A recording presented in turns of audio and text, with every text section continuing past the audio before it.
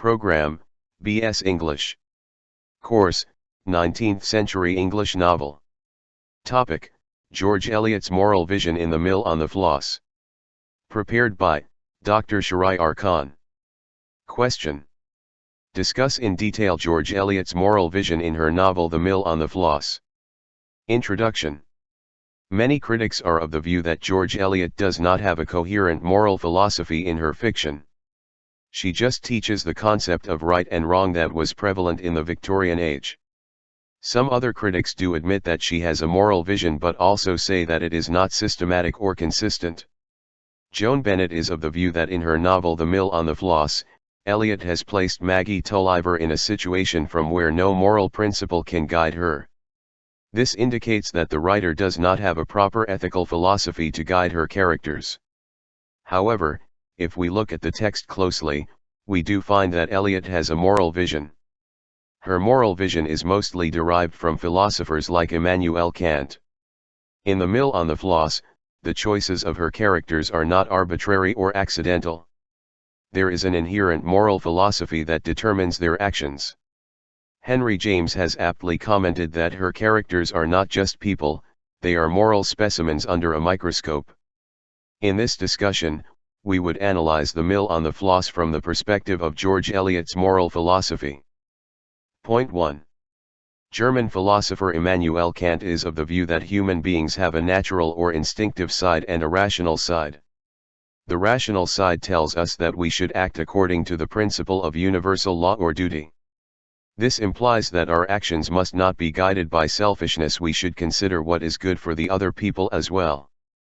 In The Mill on the Floss, Maggie Tulliver takes a moral decision based on her sense of duty. Her nature or feelings tell her that she should marry Stephen Guest, but her sense of duty reminds her that Stephen Guest is engaged to her cousin Lucy. Moreover, she herself has an informal connection with Philip Wakem as well. She knows that if she and Stephen just think of their own happiness, they would hurt Lucy and Philip. She confides in Stephen that she wants to submit to her feelings. However, when she thinks of her duty towards others, she stops. This has created a moral conflict in her mind. She tells Stephen, "Many things are difficult and dark to me, but I see one thing quite clearly, that I must not, cannot, seek my own happiness by sacrificing others." Here it is evident that Maggie Tulliver's choice is guided by Kant's principle of duty. Point 2. On the other hand, Stephen Guest is a man who likes to follow his nature or feelings.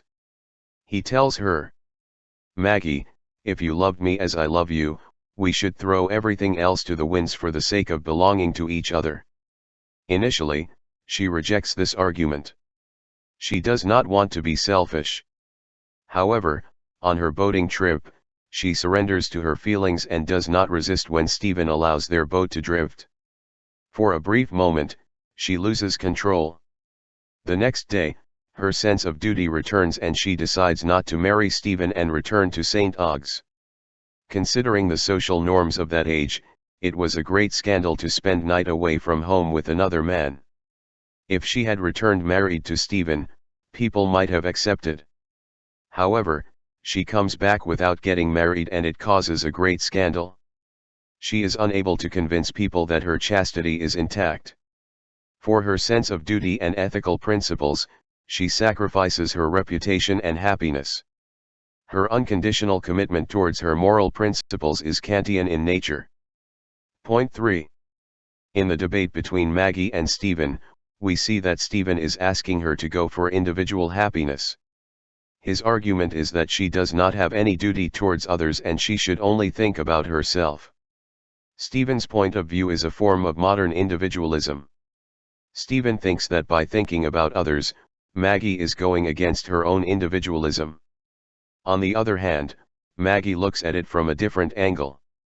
She tells him that he is forcing his own opinion on her.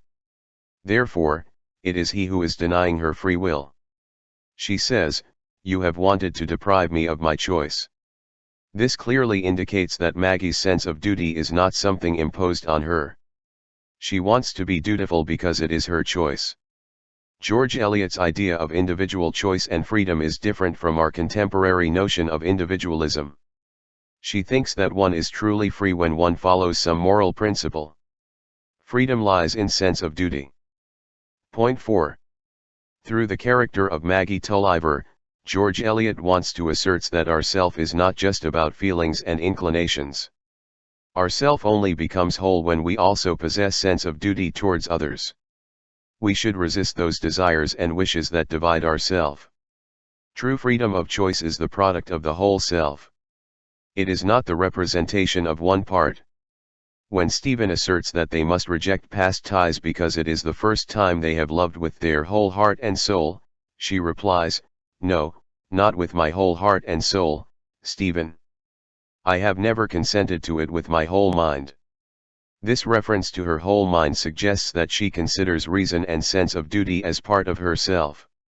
One part of her is attracted to Stephen but the other part is not. When she decides not to marry Stephen, both parts of herself become one. Conclusion. To conclude, we can say that George Eliot does have a coherent moral philosophy.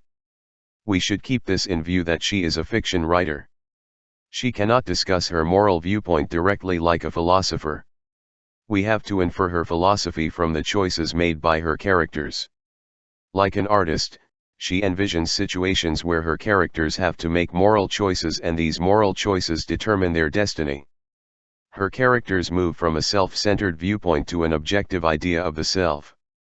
F.R. Levy refers to this quality of her fiction in these words.